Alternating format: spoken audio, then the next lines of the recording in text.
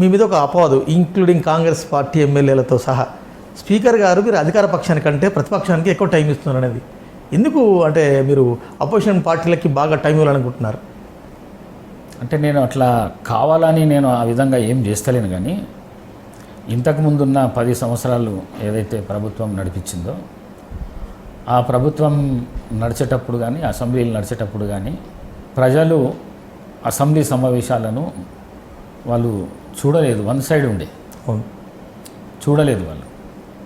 అయితే ఈ రాష్ట్ర ప్రజలకు అసెంబ్లీ సమావేశాలు జరుగుతుంటే వాళ్ళకు జరుగుతున్న విషయాలు, ఈ రాష్ట్రంలో ఏం జరుగుతున్నది అనే విషయాలు ప్రతి మనిషి తెలుసుకోవాలనే విధంగా లైవ్లో తెలుసుకునాలి, లైవ్ చూడాలి, ఆ చూడనికే అలవాటు చేయాలి.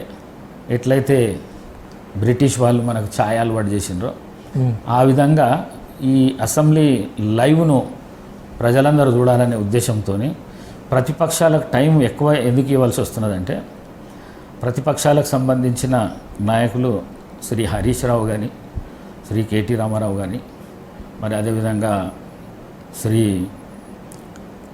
ప్రశాంత్ రెడ్డి గారు కానీ, జగదీశ్వర్ రెడ్డి కానీ మంచి వక్తలు ఉన్నారు. వాళ్ళు అసెంబ్లీల అధికార పక్షంకు కొన్ని సూచనలు సలహాలు లేకుంటే ఇది చేస్తే మంచిగా ఉంటుంది, అట్లా చేస్తే మంచిగా ఉంటుంది అనే విషయంలో నేను ఆ విధంగా అవకాశాలు ఇచ్చుకుంటూ వచ్చిన. మరి అధికార పక్షంకు జవాబు కూడా ఇచ్చే అవకాశం కూడా. అంటే జనరల్గా స్పీకర్ అంటే సరే ఎక్కడైనా కూడా అధికార పార్టీ చెందిన వారు స్పీకర్ ఉంటారు, అది ఓకే. కానీ ఎక్కువగా సభ్యులకు మాట్లాడే స్వేచ్ఛ, సభ్యులకు మాట్లాడే టైం అధికార పక్షంకి ఎక్కువ ఇస్తారు, కానీ మీరేమో అపోజిషన్ పార్టీలకు ఎక్కువ ఇస్తున్నారు. ఎందుకని?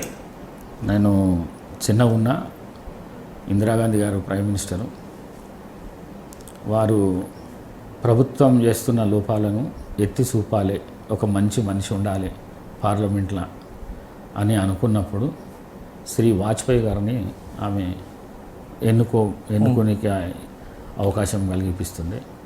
వారు కూడా వాజ్పేయి గారు పార్లమెంట్లోకి వచ్చినాక ప్రభుత్వం ఎక్కడెక్కడ పొరపాట్లు చేస్తుందో ఆ పొరపాట్లను ఎత్తి చూపించుకుంటూ పోతే ఆమె సరిదిద్దుకుంటూ పోతుంది.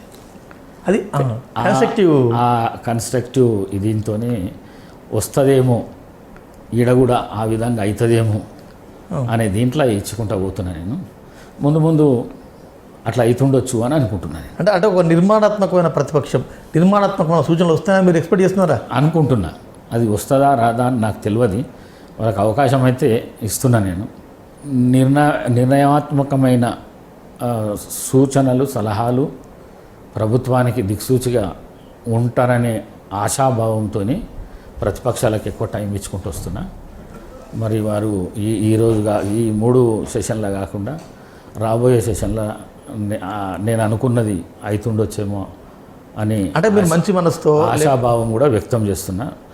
నేను అధికార పక్షంకు తక్కువ ఇస్తున్నా, ప్రతిపక్షానికి ఎక్కువ ఇస్తున్నా అని ముఖ్యమంత్రితో ఎప్పుడో ఒత్తిడి కానీ, లేకుంటే మంత్రులతో ఒత్తిడి కానీ, కాంగ్రెస్ పార్టీతో ఒత్తిడి కానీ, నాకు స్వేచ్ఛ ఇచ్చిండ్రు.